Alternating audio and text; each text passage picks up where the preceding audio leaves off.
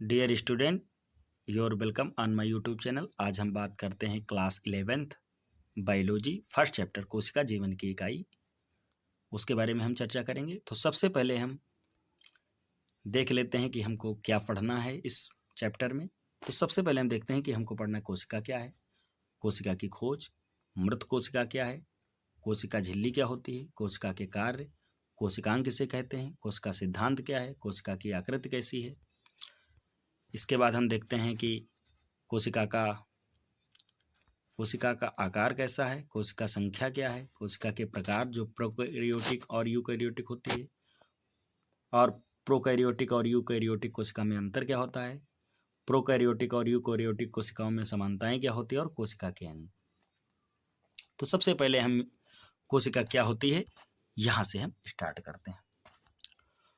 तो आपको हम बताते चलें कि कोशिका जीवन की बेसिक स्ट्रक्चरल एवं फंक्शनल यूनिट है।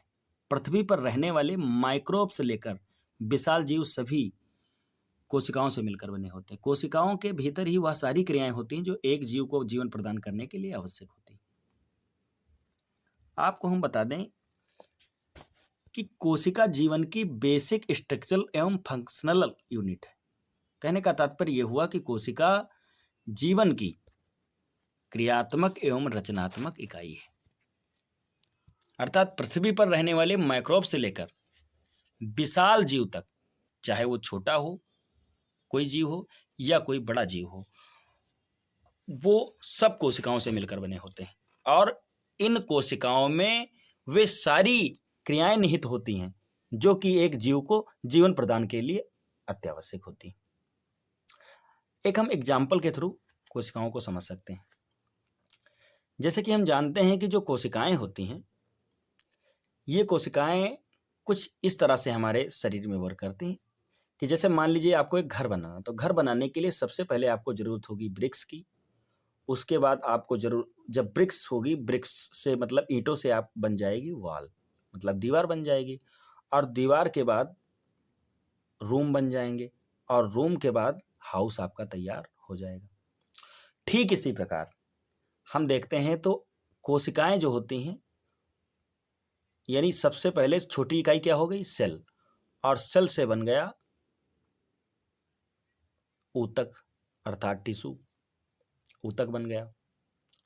कोशिकाओं के मेल से क्या बना, ऊतक, और ऊतक से क्या बना, ऊतक से बन गए अंग, ऊतक से क्या बन गए, अंग यानी बॉडी पार्ट्स, ऊतक से बन गए बॉडी पार्ट्स, और बॉडी पार्ट्स से बन के क्या बन गए, बॉडी, यानी जो मनुष्य की बॉडी होती है इस तरह से बनती। यानी सबसे पहले अगर बात करी जाए तो सबसे पहले हम जानते हैं कि सबसे पहले छोटी कोशिका क्या हो गई, मतलब छोटी इकाई होगी कोशिका, और कोशिका से बन गए टिश्यू यानी वो ऊतक, और ऊतक से बन गए बॉडी पार्ट्स मतलब शरीर के अंग, और बॉडी पार्ट्स से बन गई हमारी बॉडी यानी शरीर का निर्माण होता। सबसे पहले कोशिका, कोशिका से ऊतक, ऊतक से अंग, और अंग से शरीर। इस तरह से जिस प्रकार से ईंट, ईंट से दीवार, और दीवार से कमरे, और कमरे से घर, ठीक उसी प्रकार कोशिका, कोशिका से ऊतक, और ऊतक से अंग, और अंगों से शरीर बनता है। आपको समझ में आ गया? चर्चा करेंगे। तो हम देखते हैं कि कोशिकाओं की खोज और उनका अध्ययन माइक्रोस्कोप के आविष्कार के बाद ही संभव हो पाया। सर्वप्रथम सन 1665 ईस्वी में रॉबर्ट हुक नामक अंग्रेज वैज्ञानिक ने कोशिका की खोज की। कहने का तात्पर्य यह हुआ कि कोशिका की खोज तभी हो पाई है जब सूक्ष्मदर्शी की खोज हुई। 1665 ईस्वी में रॉबर्ट हुक ने माइक्रोस्कोप का आविष्कार किया, सूक्ष्मदर्शी का, और उसके बाद जब वो माइक्रोस्कोप में उन्होंने कार्क में उन्होंने मधुमक्खी के छत्ते के समान संरचना उन्होंने देखी, और उसको उन्होंने नाम कोशिका दे दिया। इसके कुछ तथ्य हैं इस प्रकार, हम इसको ध्यान में रखते हैं, इसको पढ़ते हैं। देखिए, जब वह अपने ही बनाई हुए, यानी रॉबर्ट हुक वैज्ञानिक, जब वह अपने ही बनाए हुए पुराने किस्म के माइक्रोस्कोप में पौधे के कार्क एक पतली क्रॉस सेक्शन की पढ़ाई कर रहे थे, तो उन्हें छोटी छोटे कंपार्टमेंट्स दिखाई पड़े जो मधुमक्खी के समान दिखाई पड़ रही थी। अर्थात मधुमक्खी के समान नहीं, मधुमक्खी के छत्ते के समान दिखाई पड़ रहे थे। और रॉबर्ट हुक ने इन खोखली कोठरियों को सेल का नाम दे दिया। अर्थात जो जब रॉबर्ट हुक जी 1665 ईस्वी में पतली क्रॉस सेक्शन की पढ़ाई पढ़ रहे थे, तो उन्हें छोटे छोटे कंपार्टमेंट दिखाई दिए जो कि मधुमक्खी के छत्ते के समान थे, और इन मधुमक्खी के छत्ते के समान संरचना को इन्होंने सेल नाम दे दिया। इसके बाद एक दूसरे वैज्ञानिक आए, ल्यूएनहॉक, यानी सन 1674 ईस्वी में ल्यूएनहॉक नामक डच वैज्ञानिक ने अपने ही बनाए हुए एडवांस प्रकार के माइक्रोस्कोप में स्वतंत्र कोशिका जैसे बैक्टीरिया, प्रोटोजोआ, लाल रक्त कणिकाओं एवं शुक्राणु का अध्ययन किया। और इसके बाद रॉबर्ट हुक यानी रॉबर्ट ब्राउन ने सन 1831 ईस्वी में पादप कोशिकाओं में केंद्र को सर्वप्रथम देखा। जे परकिंजे ने सन 1939 ईस्वी में कोशिका द्रव्य का नाम प्रोटोप्लास्ट रखा। सन 1866 ईस्वी में हैकल ने यह सिद्ध किया कि केंद्र के भीतर हेरिडिटरी ट्रेट्स का कलेक्शन होता है। आगे चलकर अनेक वैज्ञानिकों ने कोशिका के विभिन्न घटकों की रचना एवं कार्य की जानकारी दी। जैसे जैसे विकास होता गया, जैसे जैसे खोज होती गई, और ठीक उसी प्रकार कोशिका के बारे में जानकारी मिलते ही विभिन्न प्रकार के वैज्ञानिकों ने अपना अपना मत कोशिका की खोज के बाद दिया।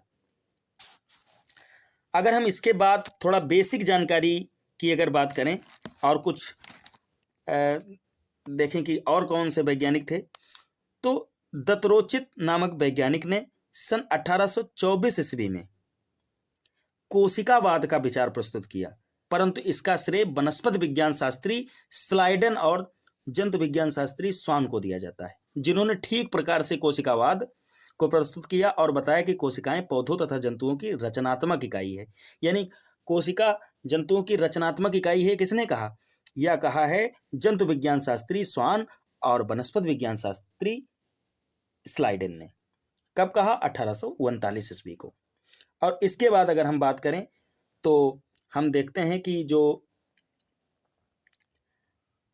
परकिंजे नामक वैज्ञानिक थे, वो परकिंजे ने 1837 ईस्वी में कोशिका के जीवित पदार्थ को जीव द्रव्य नाम दिया था। ठीक। उसके बाद हम देखते हैं कि मृत कोशिका क्या है। अगर हम बात करें मृत कोशिका क्या है, तो साल 1665 ईस्वी में रॉबर्ट हुक नामक एक अंग्रेज वैज्ञानिक ने अपने द्वारा बनाए गए मिक्रोस्कोप्स से कार की एक पतली काट में कोशिकाओं को खोजा।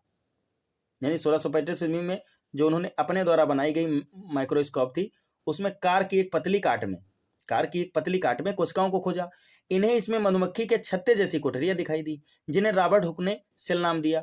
और ये जो सेल थी, ये जीवित सेल नहीं थी, ये मृत सेल थी, और इनको नाम उन्होंने मृत कोशिकाएं भी कहा।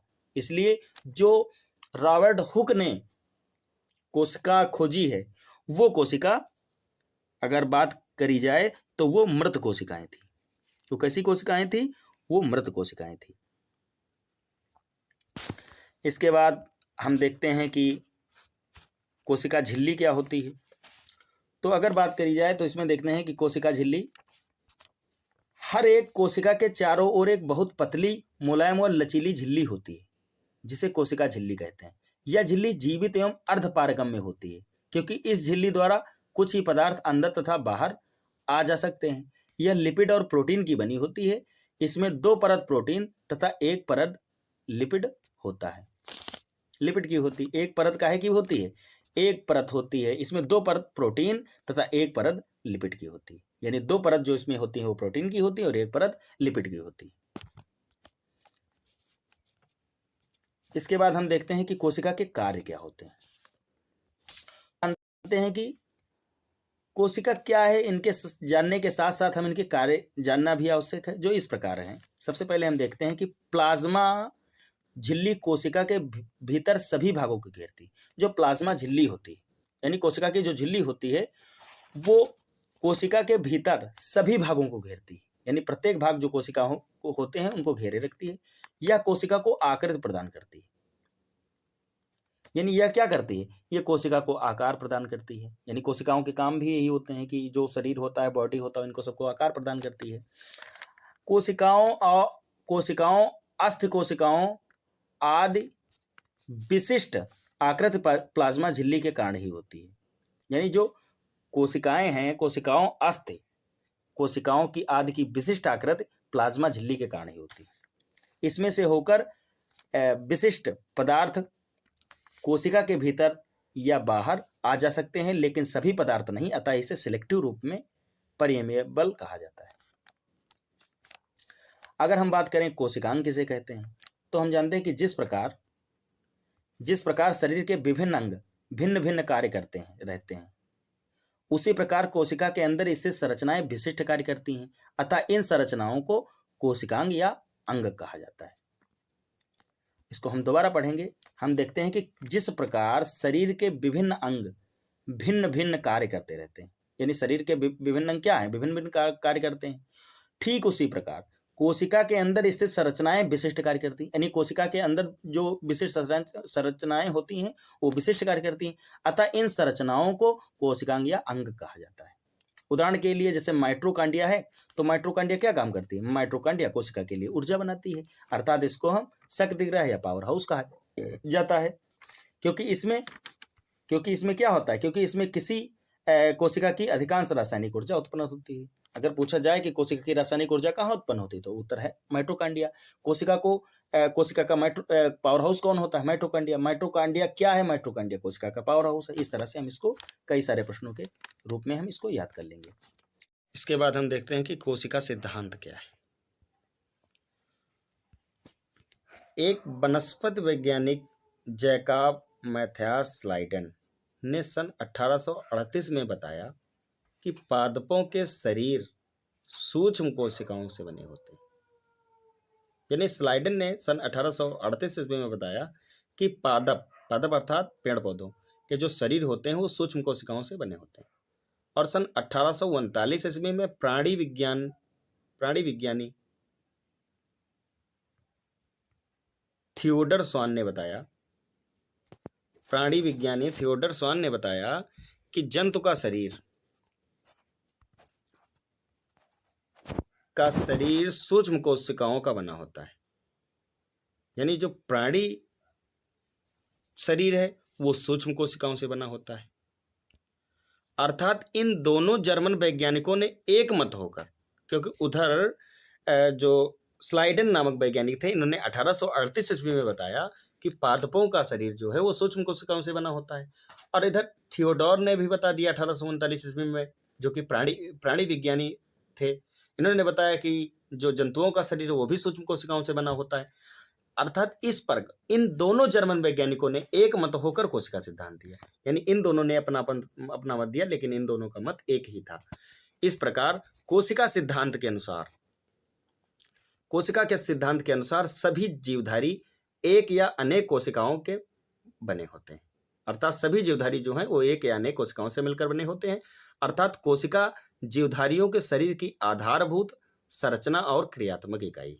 आधारभूत संरचना एवं क्रियात्मक, यानी इनसे जैसे कि बहुत सारी आनुवांशिक वर्क जो होते हैं मानव शरीर में, ये कोशिका के अंदर अंगों से ही हो पाते हैं, और जो शरीर की रचना करती है, संरचना बनाती है, ये कोशिका ही मदद करती है।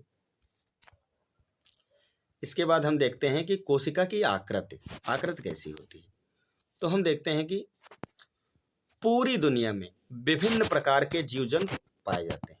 यानी पूरी दुनिया में विभिन्न प्रकार के जीव जंतु पाए जाते हैं। इन सभी की कोशिकाओं के आकार, आकृति और संख्या में विभिन्नता पाई जाती है। यानी पूरी दुनिया में विभिन्न प्रकार के जीव जंतु पाए जाते हैं, और इन सभी की कोशिकाओं में आकार, आकृति और संख्या में विभिन्नता पाई जाती है। कोशिका की आधारीय आकृति गोलाकार होती है। यानी कोशिका की जो आधारीय आकृति है वो कैसी है, गोलाकार है। किंतु विभिन्न प्रकार के कार्य करने हेतु अलग अलग जीवों की कोशिका आकृति में विविधता पाई जाती है, और यहां तक कि एक पौधा या जंतु के शरीर के विभिन्न अंगों की कोशिकाएं अलग अलग प्रकार की हो सकती हैं। इसके बाद हम देखते हैं कि कोशिका का आकार कितना होता है। तो हम देखते हैं कि विभिन्न पौधे और जंतु कोशिकाओं के आकार में भी विविधता पाई जाती है। अधिकतर कोशिकाओं का आकार 6.5 से 2.0 माइक्रोमीटर होती है। कुछ यहाँ पर महत्वपूर्ण पंक्तियां हैं, इनको हम ध्यान में रखेंगे। सबसे छोटी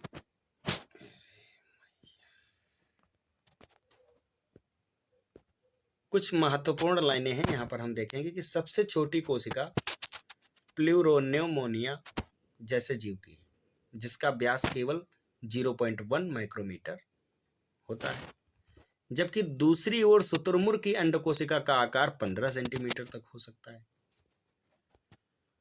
मनुष्य के शरीर की सबसे छोटी कोशिका लाल रक्त कणिकाएं हैं, जिनका व्यास 8 माइक्रोमीटर होता है। लेकिन मनुष्य के अंदर जो स्पर्म होते हैं उनमें जो कोशिकाएं पाई जाती हैं वो कोशिकाएं सबसे छोटी होती, कहीं कहीं इसका भी लेख मिलता है। इसके बाद हम देखते हैं कि सबसे बड़ी तंत्रिका कोशिका होती है जो 90 सेंटीमीटर तक फैली रहती है। यानी सबसे, अगर मनुष्य में सबसे लंबी तंत्रिका कोशिका की अगर बात करिए, लंबी कोशिका की, तो वो क्या है? तंत्रिका कोशिका है। मनुष्य में सबसे लंबी कोशिका 90 सेंटीमीटर की होती है, जो तंत्रिका कोशिका होती है। इसके बाद हम देखते हैं कि पौधों में मनीला हेम्प की तंतु कोशिकाएं की लंबाई 100 सेंटीमीटर से भी अधिक होती है। यानी पौधों में मनीला हेम्प की तंतु कोशिकाएं की लंबाई 100 सेंटीमीटर से भी